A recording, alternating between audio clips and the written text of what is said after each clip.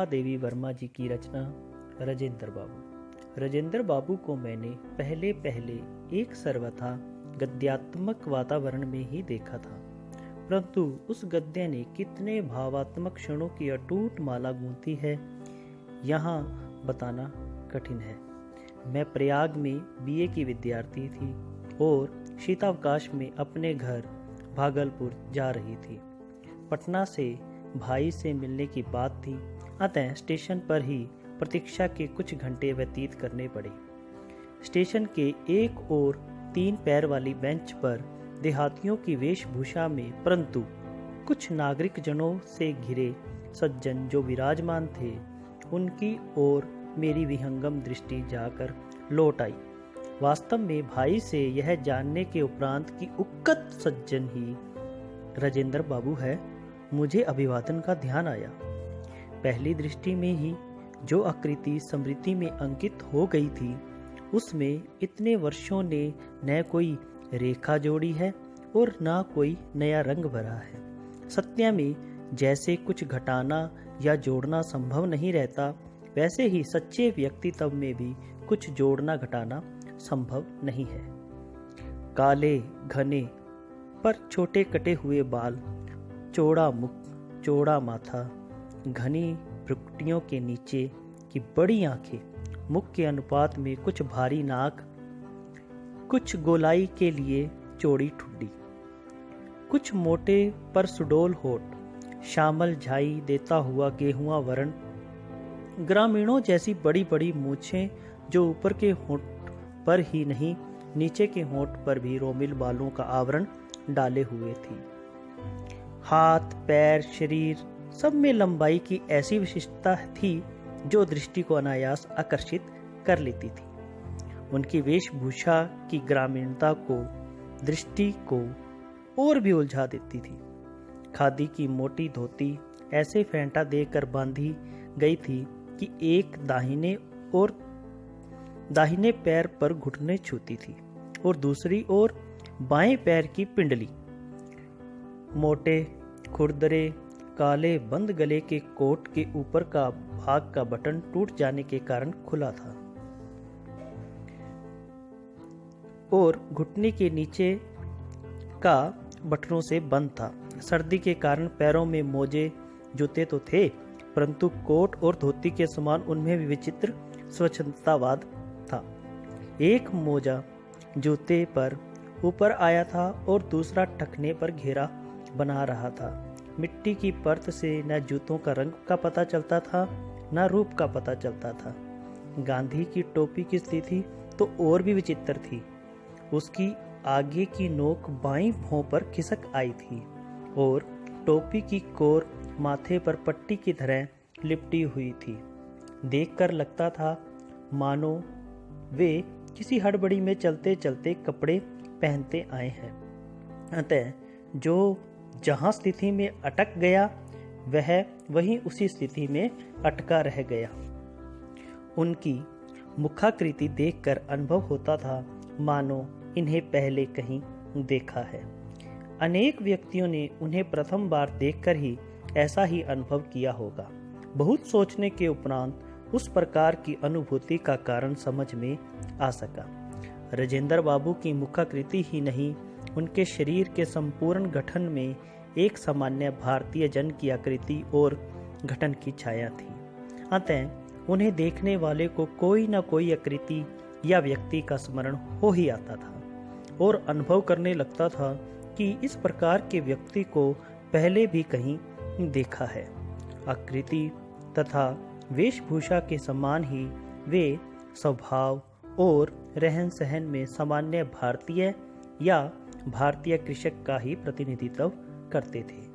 प्रतिभा और बुद्धि की विशिष्टता के साथ साथ उन्हें जो गंभीर संवेदना प्राप्त हुई थी, वही उनकी सामान्यता को गरिमा प्रदान करती थी। भाई जवाहरलाल जी की अस्त व्यस्तता भी व्यवस्था से निर्मित होती थी, किंतु राजेंद्र बाबू की सारी व्यवस्था ही अस्त व्यस्तता की पर्याय थी। दूसरे यदि जवाहरलाल जी की अस्त व्यवस्था को देख लें तो उन्हें बुरा नहीं लगता था, परंतु अपनी अस्त व्यवस्था के प्रकट होने पर राजेंद्र बाबू भूल करने वाले बालक के समान संकुचित हो जाते थे। एक दिन यदि दोनों पैरों में दो भिन्न रंग के मोजे पहन किसी ने उन्हें देख लिया तो उनका संकुचित हो उठना अनिवार्य था, परंतु दूसरे दिन जब वे स्वयं सावधानी से रंग का मिलान करते के पहनते तो पहले से भी अधिक अनमिल रंगों के पहन लेते थे। उनकी वेशभूषा की अस्त व्यवस्था के साथ उनके निजी सचिव भाई सहचर चक्रधर जी का स्मरण अनायास हो आता है।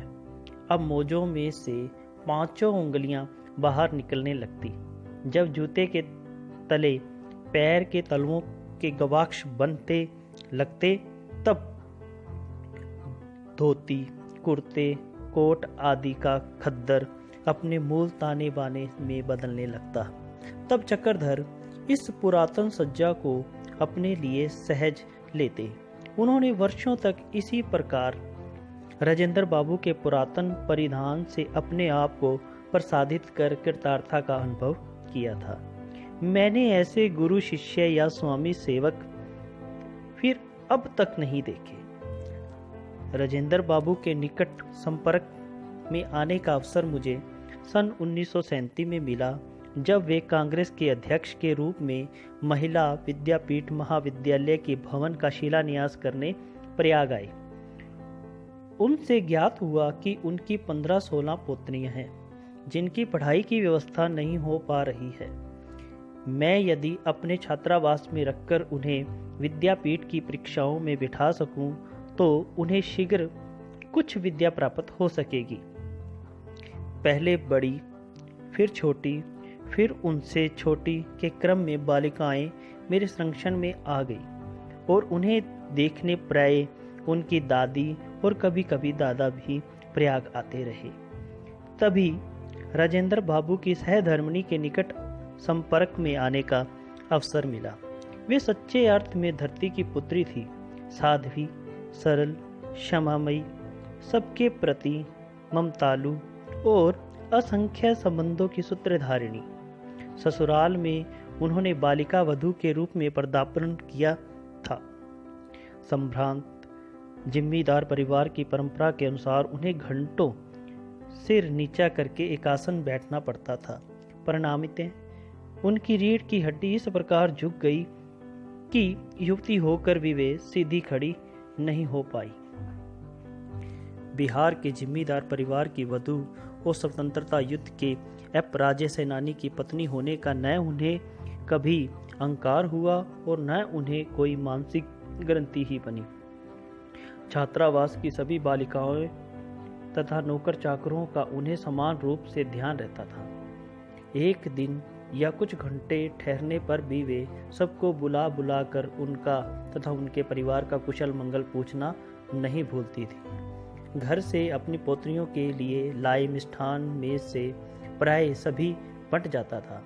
देखने वाला यह जान ही नहीं सकता था कि वह सबकी ईया अय्या अर्थात दादी नहीं है। गंगा स्नान के लिए तो मुझे उनके साथ प्राय जाना पड़ता था। उस दिन संगम पर जितना दूध मिलता, जितने फूल दिखाई देते, सब उनकी ओर से गंगा यमुना की भेंट हो जाते। कोलाहल करते हुए पंडों की पूरी पलटन उन्हें घेर लेती थी, पर वे बिना विचलित हुए शांत भाव से प्रत्येक को उसका पर्याय देती चलती थी। बालिकाओं के संबंध में राजेंद्र बाबू का स्पष्ट निर्देश था कि वे सामान्य बालिकाओं के साथ बहुत सादगी और संयम से रहें। वे खादी के कपड़े पहनती थी जिन्हें वे स्वयं ही धो लेती थी। उनके साबुन, तेल आदि का व्यय भी सीमित था। कमरे की सजावट, सफाई, झाड़ पोंछ, गुरुजनों की सेवा आदि भी उनके अध्ययन के आवश्यक अंग थे। उस समय संघर्ष के सैनिकों का गंतव्य जेल में ही रहता था। अतः प्राय किसी की पत्नी, किसी की बहन, किसी की बेटी विद्यापीठ के छात्रावास में अनुपस्थित होती थी। स्वतंत्रता के उपरांत उनमें से कुछ दिल्ली चली गईं और कुछ विशेष योग्यता प्राप्त करने के लिए अंग्रेजी के विद्यालयों में भर्ती हो गई। केवल राजेंद्र बाबू की पोत्री अपवाद रही। राजेंद्र बाबू के भारत के प्रथम राष्ट्रपति हो जाने के उपरांत मुझे स्वयं उनकी पोत्रियों के संबंध में चिंता हुई। उनका स्पष्ट उत्तर मिला, महादेवी बहन, दिल्ली मेरा नहीं है, राष्ट्रपति भवन मेरा नहीं है। अहंकार से मेरी पोतियों का दिमाग खराब न हो जाए, तुम केवल इसकी चिंता करो। वे जैसे रहती आई हैं उसी प्रकार रहेंगी। कर्तव्य विलास नहीं, कर्म निष्ठा है। उनकी सहधर्मिणी में भी किसी प्रकार का परिवर्तन नहीं हुआ। जब राष्ट्रपति भवन में उनके कमरे से संलग्न रसोई घर बन गया, तब वे दिल्ली गई और अंत तक स्वयं भोजन बनाकर सामान्य भारतीय गृहिणी के समान पति, परिवार तथा परिजनों को खिलाने के उपरांत स्वयं अन्न ग्रहण करती थी। उस विशाल भवन में यदि अपने अद्भुत आतिथ्य की बात न कहूँ तो कथा अधूरी रह जाएगी। बालिकाओं की दादी ने मुझे दिल्ली आने का विशेष निमंत्रण तो दिया ही, साथ ही प्रयाग से सिरकी के बने 1 दर्जन सूप लाने का भी आदेश दिया। उन्होंने बार बार आग्रह किया कि मैं उनके लिए इतना कष्ट अवश्य उठाऊं, क्योंकि फटकने पछोरने के लिए सिरकी के सूप बहुत अच्छे होते हैं, पर कोई उन्हें लाने वाला नहीं मिलता। प्रथम श्रेणी के डिब्बे में 12 सूपों के टांकने का जो दृश्य उपस्थित हुआ, उससे भी अधिक विचित्र दृश्य तब प्रत्यक्ष हुआ जब राष्ट्रपति भवन से आई बड़ी कार पर यह उपहार लादा गया। राष्ट्रपति भवन के हर द्वार पर सलाम ठोकने वाले सिपाहियों की आंखें विस्मय से खुली रह गई।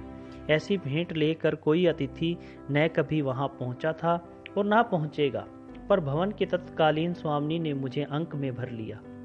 राजेंद्र बाबू तथा उनकी सहधर्मिणी सप्ताह में 1 दिन अन्न ग्रहण नहीं करते थे। संयोग से मैं उनके उपवास के दिन ही पहुंच गई।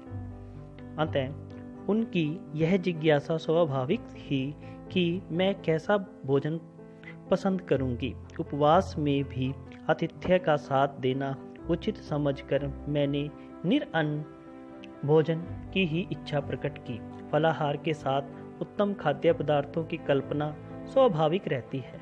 सामान्यतः हमारा उपवास अन्य दिनों के भोजन की अपेक्षा अधिक व्यसाध्य हो जाता है, क्योंकि उस दिन हम भांति भांति के फल, मेवे, मिष्ठान आदि एकत्रित कर लेते हैं। मुझे आज भी वह संध्या नहीं भूलती जब भारत के प्रथम राष्ट्रपति को मैंने सामान्य आसन पर बैठकर दिन भर के उपवास के उपरांत केवल कुछ उबले आलू खाकर प्रायण करते हुए देखा। मुझे भी वही खाते देखकर उनकी दृष्टि में संतोष और होठों पर बालकों जैसी सरल हंसी छलक उठी। जीवन मूल्यों की परख करने वाली दृष्टि के कारण उन्हें देश रत्न की उपाधि मिली और मन की सरल स्वच्छता ने उन्हें अजात शत्रु बना दिया।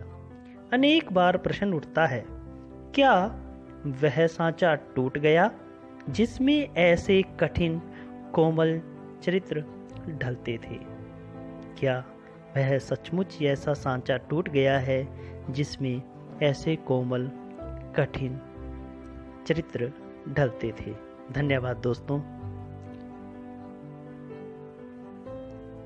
महादेवी वर्मा जी की रचना राजेंद्र